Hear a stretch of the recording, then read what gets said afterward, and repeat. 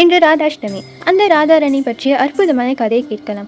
பர்சானா என்ற ஊரில் விஷ்வானு மகாராஜா மற்றும் அவரது மனைவி கீர்த்திதா தேவி குழந்தையை வேண்டி தீவிரமாக பிரார்த்தனை செய்தார்கள். ராதா தேவியின் பிறப்பு பற்றிய கதை 2 பாரம்பரிய வெர்ஷன் இருக்கு. முதலாவது பர்சானா. ஒரு நாள் அவர்கள் வீட்டில் தங்க மலரில் பிரகாசமான ஒளியுடன் ஒரு பெண் குழந்தை தோன்றினாள். அந்த தங்க மலரின் மீது ஸ்ரீமதி ராதாதேவி பிறந்தாள். இரண்டாவது யமுனை நதி. சில கதைகளில் ராதாதேவி யமுனா நதியின் கரையில் ஒரு தங்க தாமரையில் தோன்றினாள் என்று வரும். அந்த தாமரையிலிருந்து குழந்தையை விஷ்பானு கண்டுபிடித்து தன் வீட்டுக்கு கொண்டு சென்றார். ஆனால் அவள் கண்களை திறக்கவில்லை. அவளின் கண்களை திறக்காமல் பார்த்த விஷ்பானு கீர்த்திதா மிகவும் கவலை அடைந்தார்கள். இது ஒரு அதிசய ரகசியம்.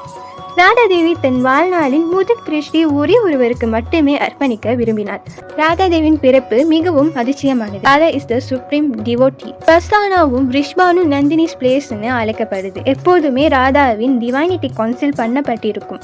Only real devotees can understand. In scriptures, Radha's name பாகவதம்ல டைரக்டா மென்ஷன் பண்ணல. Because she is the secret of divine love. Only Rasita Bhaktas can realize her. Radha is Aradhana, the embodiment of worship itself.